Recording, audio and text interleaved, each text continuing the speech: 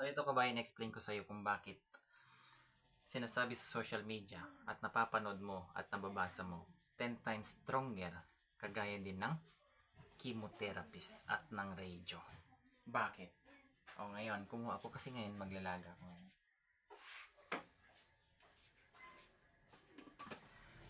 Okay, para gagawin kong tsaa.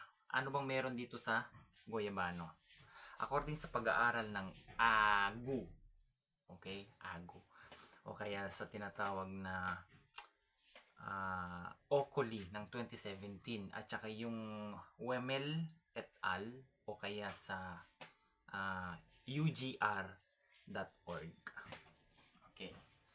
Ang meron dito sa guyabano, mapadahon man, mapastem man, o mapabunga man, meron silang natuklasan base sa kanilang pag-aaral na ito ay mataas sa mga tinatawag na bioactive compounds.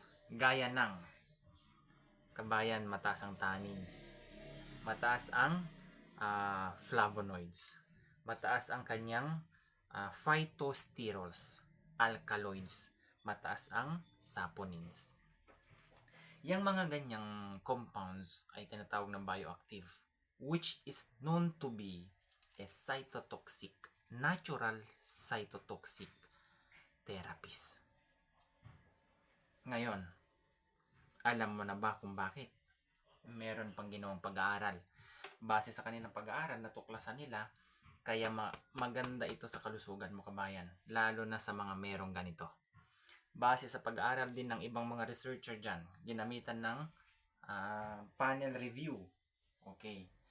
Mga testing, ibig sabihin, napag-alaman nila na ito ay mataas sa acetogenins. Hindi lang yon, mataas din ito sa tinatawag na muricoreagin. Hindi lang yan. Pangatlo, mataas ito sa tinatawag na murihexonin C. Yan ang dahilan kung bakit kagaya din ng nagkikimo ang effect nito. Phytochemical na which is kung tawagin ay anti-cancer. Cytotoxic, ibig sabihin, gaya din ng chemotherapy at ng radyo, cytotoxic yan. Cyto means cell, toxic, basta ayaw niya ng mga, lalo na yung may mga tumor cells. In short, cancer cells. Sinitsugi niya, okay, yung mga abnormal cells. Yan ang kagandahan dyan. Ang statement na nga na ginawa doon is exhibited significant cytotoxicities against sa 6 na human tumor cell lines. Tandaan nyo yan. So ngayon, kung ikaw nakakapanood ngayon, naunawaan mo na bakit ang goyabano maganda sa mga may mga cancer. Okay, kung ikaw meron ka ng marami nang gumagamit nito, may binibenta na rin mga sa merkado, pero mas mainam, okay, para ma-prevent mo yan. Kung alam mong may problema na sa'yo, maglaga ka na nito.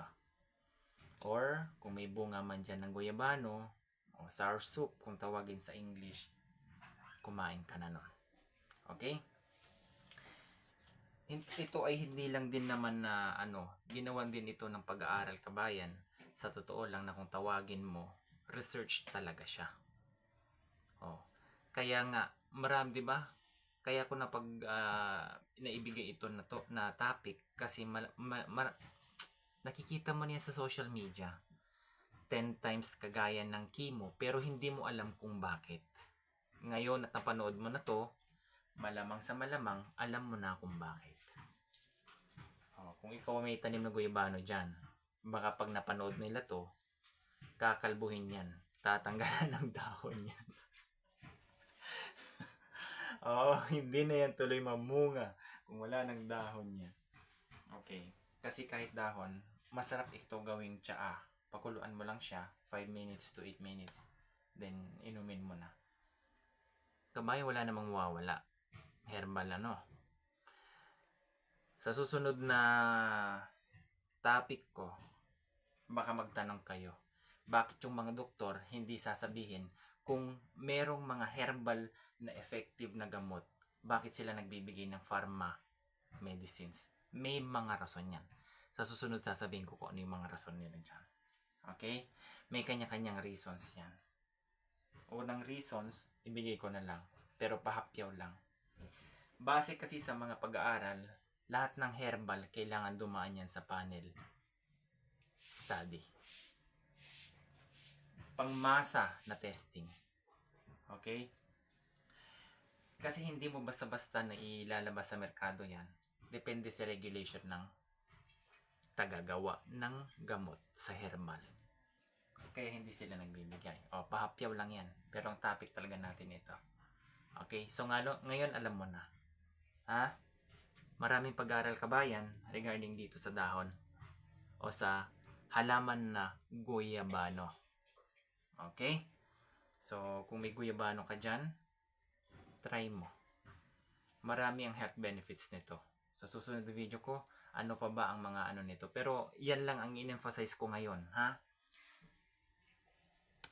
Base sa kanilang pag-aaral na ito, exhibited against yung cytotoxicities, natural cytotoxicities nitong guyabano sa 6 na human tumor cell lines.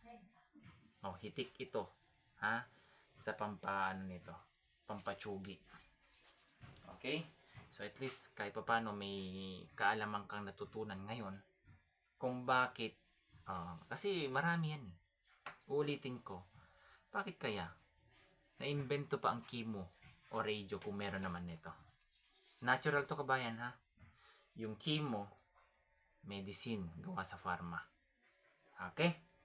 So, mag-natural ka kung ikaw may nararamdaman ngayon.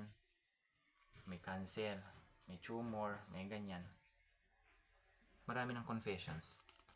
Ang guyabano nakakagaling talaga. Nakakababa siya ng mga cancer cells. Yun na lang isipin mo. Okay? So guys, thank you for watching. Alagaan yung kalusugan nyo ha. Karamihan sa atin, lahat ng nakatanim sa gilid ng bahay natin, mga itinatanim natin, may mga purpose yan. Ang hindi lang natin yung kaalaman ng tao. Yan ang gusto kong iano sa inyo. Kasi kung may alam ka, iba pa rin. Okay? God bless everyone. Bye-bye.